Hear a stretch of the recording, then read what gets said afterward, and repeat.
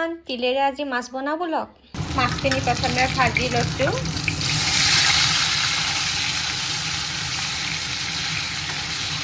মাছখিনি একদম ৰংচুৱাকৈ ভাজি ল'ব লাগিব। আৰু এইপিনে জিকাৰখিনি পিঁয়াজ কাটি লৈছোঁ, নহৰু, আদা আৰু তিলখিনি এটা বাতিত এনেদৰে উলিয়াই লৈছোঁ। ধুই পেলাই থোৱা তিল আৰু ধুব নালাগে, বাট সেইখিনি অকণমান এতিয়া ভাজি ল'ম, ভাজি গুড়া কৰিম।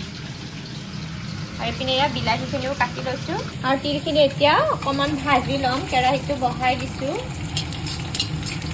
একদম দেৰি যোৱালৈকে ভাজিব নালাগে, বাছ অকণমান সময় ভাজিলেই হৈ যাব।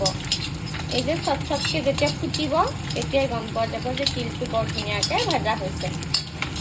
আৰু এইখিনি এতিয়া ঠাণ্ডা হ'ব দিম। বাছ তিলখিনি ভজা হ'ল। এইপিনে মাছটো হওঁ হওঁ হৈছে আৰু তিলখিনি ঠাণ্ডা হ'ব দিম। গেছটো এতিয়া পাই পেলাই তিলকেইটাও ঠাণ্ডা হ'ল। একেবাৰে মিক্সিৰ বাতিটোত দি লওঁ। অকণমান পানী দিম। মাছখিনিও প্ৰায় ভজা হৈ গ'ল। মাছখিনি ভজা হ'ল, মূৰটো মানে ভাজি আছিলোঁ। এতিয়া একেলগতে বেঙেনাৰ খাৰখিনিতে দি দিলোঁ। আৰু সেই একেখিনি তেলতে মই এতিয়া তিলৰ আঞ্জাখন বনাম। এইখিনি তেলতে পিঁয়াজ দিছোঁ। পিঁয়াজখিনি ভাজি ল'ম।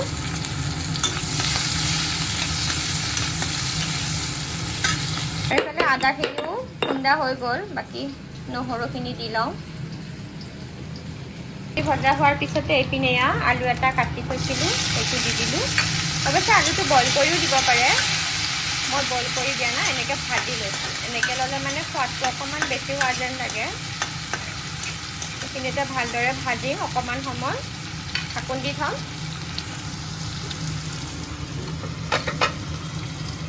আৰু এইখিনি ভজা হ'ল। এতিয়া ইয়াতে একেলগে নিমখ, হালধি গোটেইখিনি দিম। ৰ'ব, ইয়াতে মই বিলাহীখিনি এড কৰি দিছোঁ। এইখিনি এতিয়া একেলগে আলুৰ লগতে ভাজি ল'ম। আলু, বিলাহী গোটেইখিনিয়ে বৰ ধুনীয়াকৈ যেতিয়া ভাজ খাব তেতিয়া বৰ ভাল লাগে। আৰু সোৱাদ অনুসৰি নিমখ, হালধি দিলোঁ। ভালদৰে এগেইন আৰু লৰাম।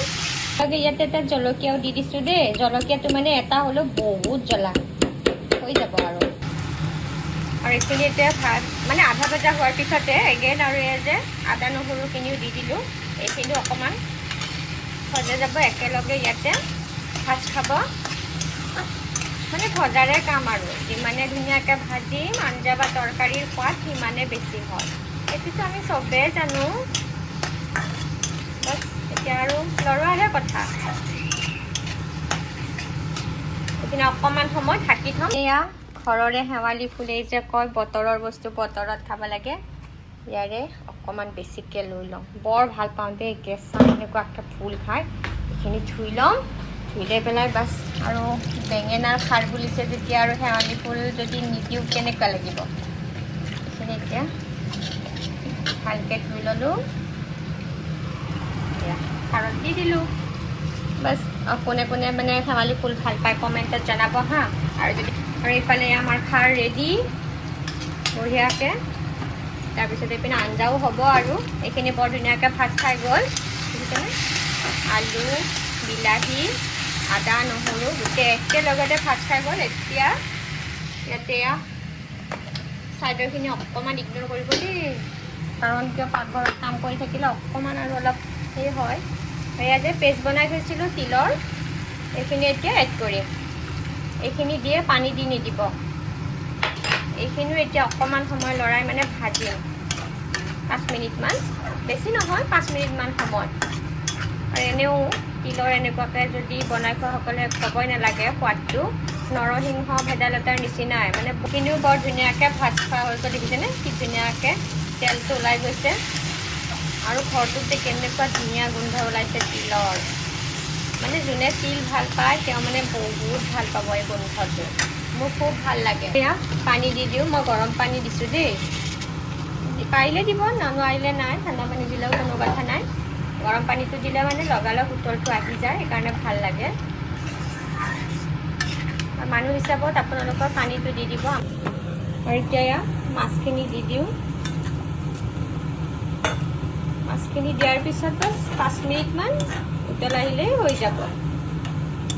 হেল্ল' এভৰিৱান, আৰু এয়া দুপৰীয়া ভাত সাজ ৰেডি হৈ গ'ল আৰু বাছ এতিয়া খাওঁ। খাই পেলাই আপোনালোকক কৈ আছোঁ কেনেকুৱা হ'ল। বহুত দিন হ'ল এনেকুৱাকৈ খোৱা ভিডিঅ' মই দিয়াই নাছিলোঁ। খোৱা মানে কি, ভাতৰ থালিখন লৈ পেলাই আৰু টেষ্ট কৰি কৈ আছোঁ ৰ'ব। মজা। তিল আৰু মাছ। তিলৰ আঞ্জা বনালে বিলাহীটো দিবলৈ একদমেই নাপাহৰিব। লগতে আৰু শেৱালি ফুলেৰে বনোৱা মাছৰ মাথা, বেঙেনাৰ খাৰ। ইমান সোৱাদ হৈছে নহয়, সেইটো নাভাবিব যে নিজে বনাই নিজেই সোৱাদ কৰি আছোঁ। সঁচাকৈ বৰ সোৱাদ হৈছে। আৰু পিঁয়াজটো মানে মাছৰ লগত পিঁয়াজটো বৰ ধুনীয়াকৈ মিলে। বাছ ভিডিঅ'টো এইখিনিয়ে। কেনেকুৱা পালে জনাবলৈ একদমেই নাপাহৰিব। ময়ো ভাত সাজা খাই লওঁ। লগ পাম আকৌ নতুন ভিডিঅ'ত। আজিলৈ আহিছোঁ, বাই। যাৰ আগত এটা বস্তু দেখাইছোঁ ৰ'ব। শেৱালিৰ গোন্ধ লৈ পেলাই ভাত খাই আছোঁ। ইমানেই ভাল পাওঁ। বাই।